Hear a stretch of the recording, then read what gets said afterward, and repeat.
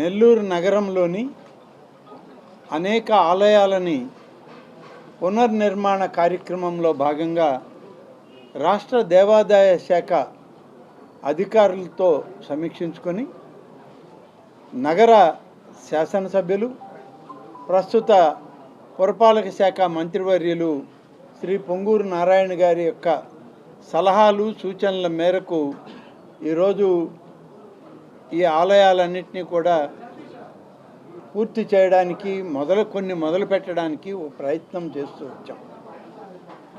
అనేక సంవత్సరాలుగా వేణుగోపాల స్వామి ఆలయం కానీ, అలాగే నవాపేటలో ఉన్నటువంటి శివాలయం కానీ, వీటన్నిటికీ నిధుల కొరత వల్ల ఆలయాలు జీర్ణోద్ధరణకి అవి మరి సంకల్పమున్నా చేయలేని పరిస్థితులు.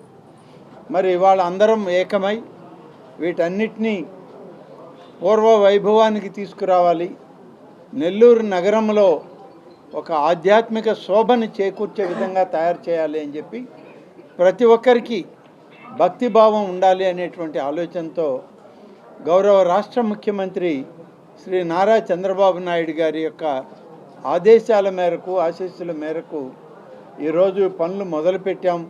వాటిని ఇన్స్పెక్షన్ కొరకే ఈరోజు ఇక్కడికి రావడం జరిగింది.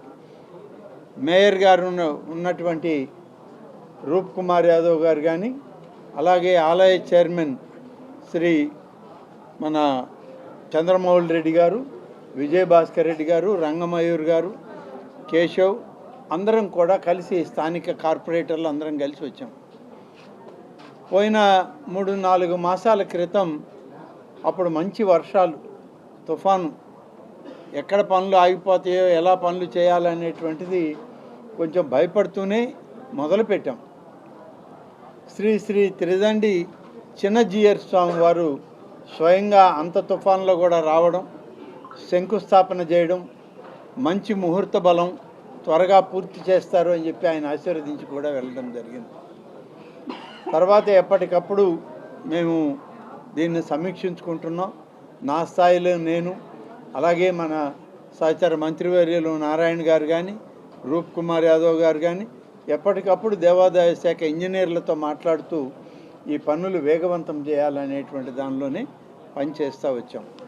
ఈరోజు కూడా సంక్రాంతి సెలవులకి ఇక్కడికి వచ్చున్నాం. కొంత సమయం ఉంది. ఈ సమయం నిన్న మొన్నటి వరకు అయితే అందరూ సెలవులు, కాంట్రాక్టర్లు వెళ్ళకపోయారు, ఇంజనీర్లు, అధికారులు అందరూ కూడా వాళ్ళ కుటుంబాలతో వాళ్ళు పండుగ వాతావరణంలో ఉన్నారు. ఇవాళ మళ్ళీ ప్రభుత్వం సెలవు దినాలు అయిపోయి మళ్ళీ రావడంతో ఈ పనులు మొదలు పెడుతున్నాం. మొదలు పెట్టడం కూడా ఎక్కడి వరకు అయింది, ఎంతవరకు అయింది చూద్దామని ఇక్కడికి రావడం జరిగింది. వేణుగోపాల స్వామి దేవస్థానం గురించి మీ అందరికీ తెలిసినటువంటి విషయం. గతంలో కూడా అనేక సందర్భాల్లో ఇక్కడికి వచ్చాం. ఈరోజు దీన్ని అన్ని విధాలా పునర్నిర్మాణం చేయడానికి వేణుగోపాల స్వామి ఆలయంతో రుక్మిణి సత్యభామ సమేత ఆలయం, ఇది అత్యంత చారిత్రాత్మకమైనటువంటి ఆలయం. ఈ ఆలయంలో మొట్టమొదట దళితులని ప్రవేశపెట్టిన ఆలయంగా ఈ ఆలయానికి మరి ప్రతిష్ట కూడా ఉంది. అటువంటి ఆలయం ఇవాళ పూర్తి స్థాయిలో అభివృద్ధి చేయాలనే దాంతోనే 16,70,00,000తో ఇది మొదలుపెట్టాం. పూర్తయ్యే దశకి మా రూప్ కుమార్ చెప్పినట్లు ఇది 17 కోట్లు దాటే పరిస్థితి ఉంది. తప్పకుండా ఎంత డబ్బు అవసరమైన ఆలయాన్ని పూర్తి స్థాయిలో అభివృద్ధి చేయడానికి ఇవాళ దేవాదాయ శాఖ పనిచేస్తూ ఉంది, అధికారులు పనిచేస్తున్నారు. ఈ ఆలయం ఇప్పటికీ ఫౌండేషన్ లెవెల్లో 70% పనులు పూర్తయ్యాయి. ఇంకా ఒక 30% పనులు ఈ పండుగల వల్ల ఆగింది. ఇప్పుడు ఆ పండుగలు కూడా అయిపోయాయి కాబట్టి ఈరోజు పనులు మొదలు పెడుతూ ఇప్పటి వరకు 70 లక్షల రూపాయలు ఖర్చు అయింది.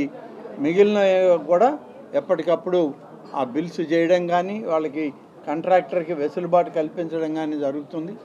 ఆలయం పూర్తి స్థాయిలో అభివృద్ధి చేయాలి అనేటువంటిదే ఇవాళ మా అందరి లక్ష్యం. అదేవిధంగా ఈరోజు మరొక పండుగ జరుగుతుంది.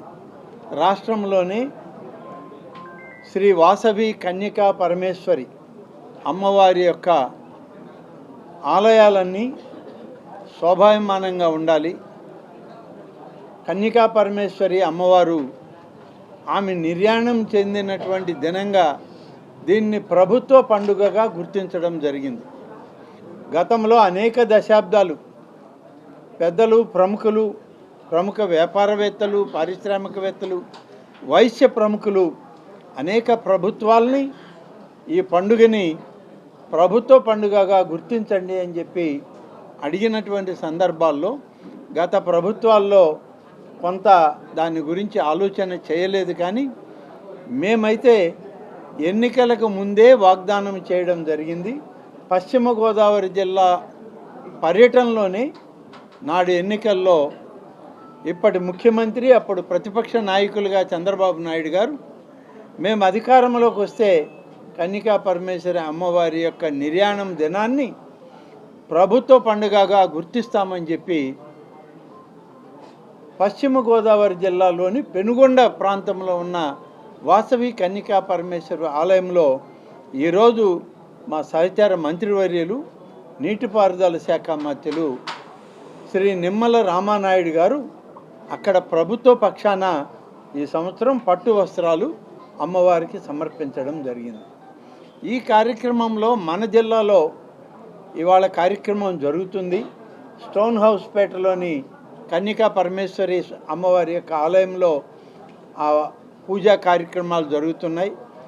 నేను కూడా ఇప్పుడు మనం ఇక్కడి నుంచి బయలుదేరి అక్కడికి వెళ్ళి అమ్మవారి దర్శనం చేసుకొని అమ్మవారి ఆశీస్సులు తీసుకొని నవాబ్పేటలో వెలిసినటువంటి శివాలయం యొక్క పునర్నిర్మాణ కార్యక్రమానికి కూడా అంచనాలు తయారు చేశాం. దాదాపుగా 5.5 కోట్ల రూపాయలు పునర్నిర్మాణ కార్యక్రమానికి అక్కడి శివాలయానికి ఖర్చు అవుతుందని అంచనాలు ఇచ్చారు. వాటిని కూడా రాష్ట్ర ప్రభుత్వం మంజూరు చేసింది. త్వరలోనే ఒక మంచి ముహూర్తం చూసి మరి నారాయణ గారితో మాట్లాడి మంత్రి గారితో అక్కడ కూడా ముహూర్తం చూసి శంకుస్థాపన చేసి పునర్నిర్మాణ కార్యక్రమం నవాపేటలో వెలిసినటువంటి శివాలయంలో కూడా ఆ కార్యక్రమాలన్నీ కూడా చేయడానికి ఏర్పాట్లు చేస్తూ ఉన్నాం. ఇవాళ 3 ఆలయాలు, ప్రధానమైనటువంటి ఆలయాలు.